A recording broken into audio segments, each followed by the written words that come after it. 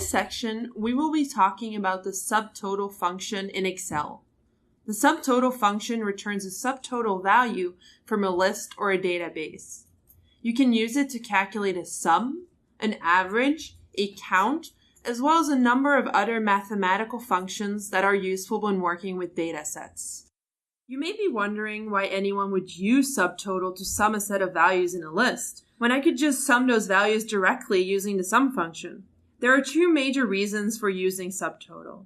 The first being that it will allow you to perform dynamic calculations on a data set.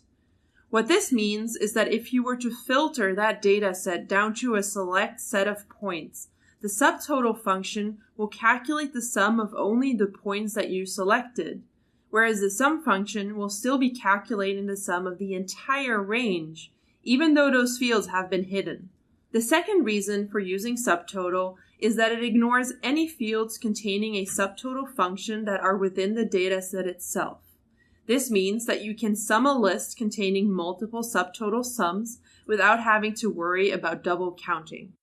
The subtotal function takes two main arguments, the first being the function that you want Excel to perform, and the second being the dataset on which you want to perform the function.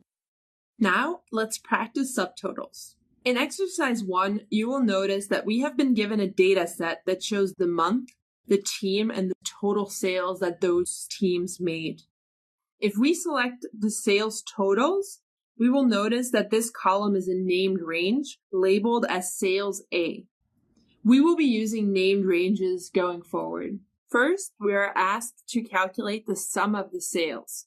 So let's start by typing equal in cell G12, followed by sum. We then select the named range Sales A. Pressing enter, we see that the total sum is $18,413. Next, we're going to calculate the average number of sales. So let's start by typing equal again, and then typing out average. We want to calculate the average of the sales, so we're going to use the named range again. And we find that the average is $1,674. Now, let's calculate the count, seeing how many sales were made.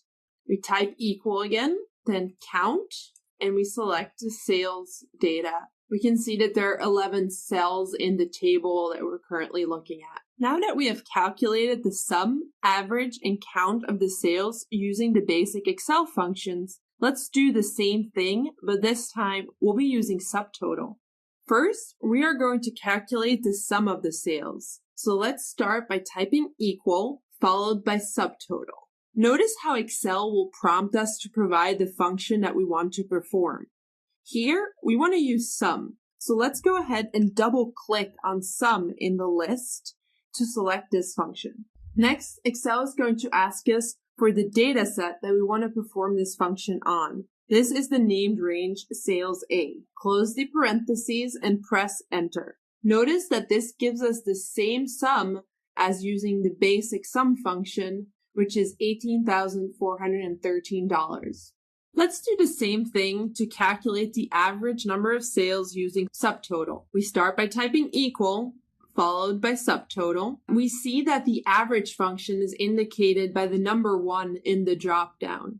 So instead of double clicking on average, we're going to go ahead and simply type 1 followed by a comma. Now Excel is asking us to input the cells that we want to perform that function on. Once again, we are going to put the sales data that is a named range. Again, notice that this gives us the same value as the basic average function, which is $1,674. This is because we are currently showing all of the fields in the data set. We'll talk more about this later. Last but not least, we are going to calculate the count of sales using the subtotal function. Once again, we start by typing equal, followed by subtotal.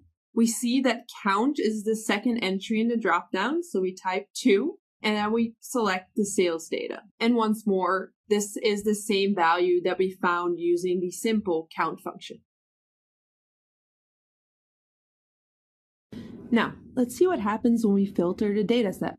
Let's start with applying the filters. To do this, first we select Headers, and then we click on the Sort and Filter option on the Home tab, selecting Filter from the drop-down. As you can see, filters are now showing on the header row of the data table. If I were to filter the table as it is, it will hide the rows that don't have the matching data that I am looking for. Since our calculation fields are on some of those rows, portions of the calculations may get hidden. Hence, I'm going to cut our sum, average, and count calculations using the Ctrl-X shortcut and paste them below the data table using Ctrl-V. Now that we are all set up, let's say we want to know the total sales for the month of January. In order to answer that question, we go to column B and we filter the month for Jan.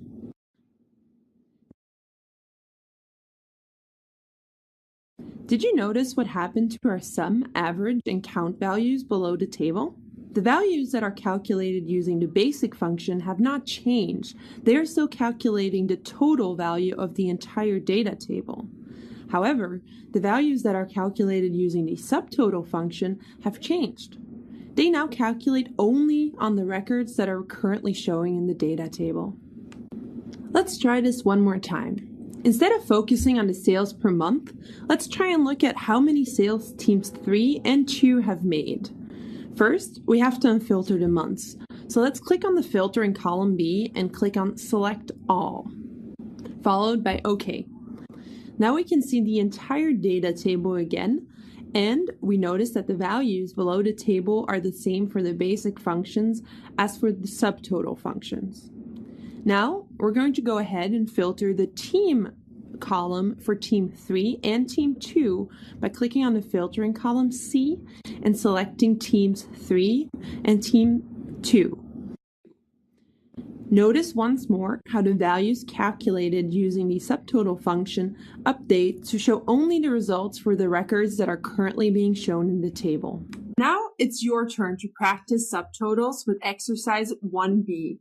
Enter the different formulas the same way that we just practiced, and then play around with the filters on the dataset to see how the basic, sum, average, and count formulas differ from the subtotal versions.